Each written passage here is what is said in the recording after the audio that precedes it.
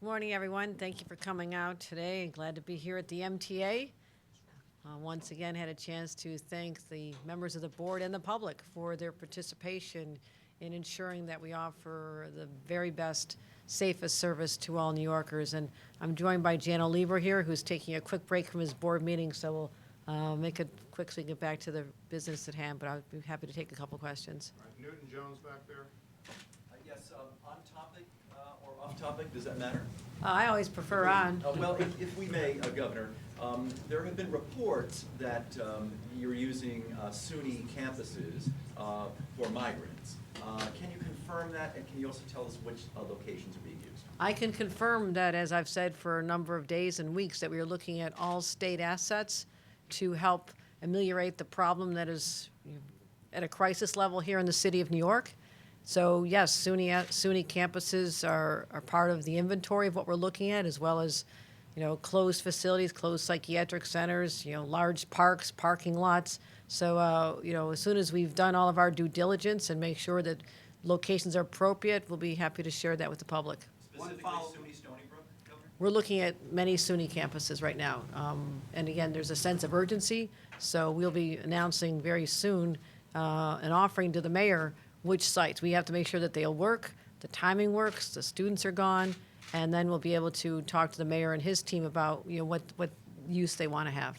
All right, gotta move on. No. Evan, go ahead. Simcoe Benartzi from the Daily News. Hey, Governor, how are you? Good, thanks. So you said that the success of the MTA is non-negotiable. Does that mean that going forward we can expect the city to bear the brunt of the PMT if it needs to go up again? Well, we have a plan that gets us through the next 4 years, which is very unprecedented. Usually budgets are year to year. So I wanted to put forth a plan to give stability and assure the MTA customers that they're going to not sustain any budget cuts or any cuts in service. So we'll be looking at it again. So I'm not here to say what the plan will be 4 years from now.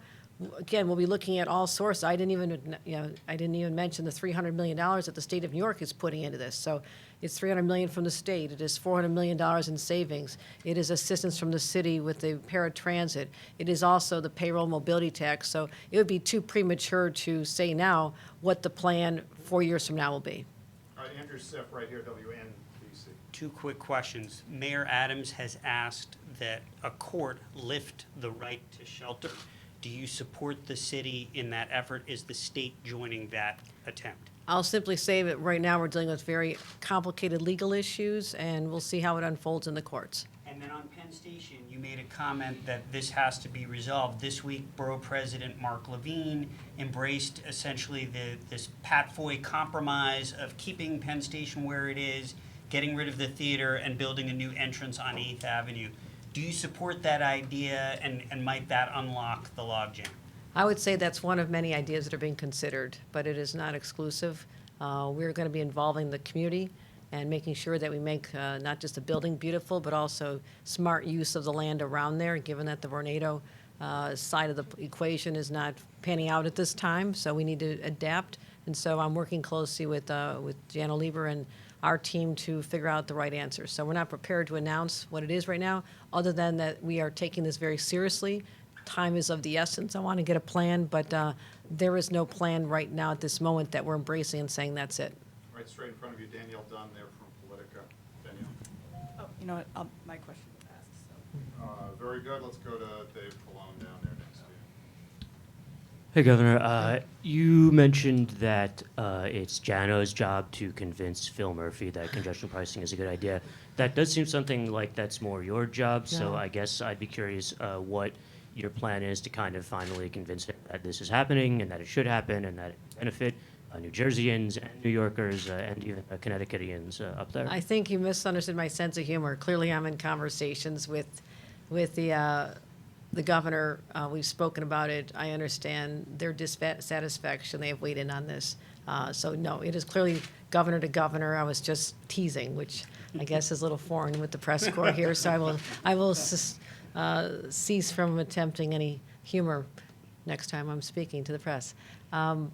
I would say it is my responsibility, but we are working together on many joint projects, and this is something that is part of New York state law. It is not something that I just came up with recently. It has been envisioned for a long time, and there's been a lot of outreach to the people of New Jersey, and we're going to continue working with them. They are great partners in many projects, and we're going to keep the relationship strong, even though there's a disagreement on both sides about the need to do this. We have no choice in New York City. We have to do this to protect the environment, stop the congestion, which is now paralyzing everything from our workers to delivery trucks, and really holding back the recovery of the city if people can't move, literally. And also, it generates the revenues we need so we can make these capital investments that are going to keep this institution sustained well into the future. So, no, my responsibility is to deal with the governors. I understand that. All right, from Danielle's left to her right, so to speak, Nolan Hicks, right there from the post. Thanks for the stage directions. Governor, I was wondering if you could elaborate a little more about the consideration of the SUNY campuses. There was a report last night that the Albany campus, the Stony Brook campus, and the Buffalo campus are under consideration. Can you confirm that? Has there been a decision made? And how does that work when the summer's over and students come back? I can confirm that those are 3 of the SUNY institutions. So when I'm saying I'm looking at all SUNY schools, certainly they're part of it. So you can't draw any conclusions. We need the time to be able to assess all of the sites. No decisions have been made. And also, what we'll be doing, as I said before, is preparing sites, looking at them, seeing whether they make sense, and then offering to the city as a location for them to consider and assist with their efforts to make sure that it works. We're just, we'll be announcing, it'll be out fairly soon, but it'd be premature for me right now to say the decision's been made when in fact the city has to take a look and put in their evaluation of whether or not it's a good site as well. So we're just not there yet. When the city asked a few months ago and started floating this idea of sending folks upstate or to other counties, you initially seemed opposed, and you said it didn't make sense until folks were able to get their work papers. You've changed your mind on that. Why? Well, because we have not been able to get the work papers. I mean, back then, the mayor and I were asking Washington and our federal representatives to have a change in the work rules. I had hoped that that would have happened by now, but enough time has lapsed when I realize, and we both collectively realize, like, that hasn't happened thus far. If it happens tomorrow, that's great. But it has not happened, and we have a large number of individuals, especially the influx of people came in around the time of the lifting of Title 42. I know the numbers are declining a little bit now, but we had a huge influx, 5,800 one week, 4,000 the week before. So I, again, want to commend the mayor for managing a very, very difficult crisis, and he has over 150 sites being used here in the city. But they're at capacity, and now it is time to adjust. There's nothing's ever set in stone. We're adjusting to the circumstances where we find ourselves in May of 2023. All right, thank you. Gotta go.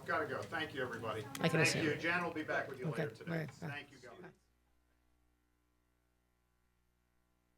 To make accommodations at that time because we need to make sure if we go to campuses, the primary purpose is for students in the fall. Thanks very much. Thanks, everybody.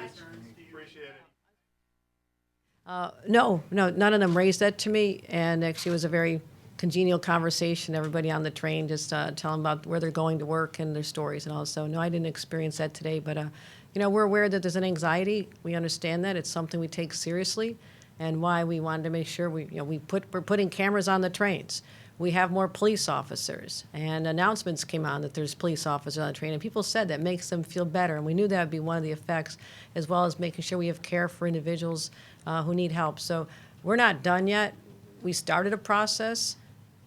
We're not anywhere near satisfied with what we've accomplished thus far. There's more to do, but overall, my experience this morning, everyone was very friendly and chatty, just like New Yorkers always are. Thank you. Thanks, everybody. Thank you. Thanks, Beth. Thank you.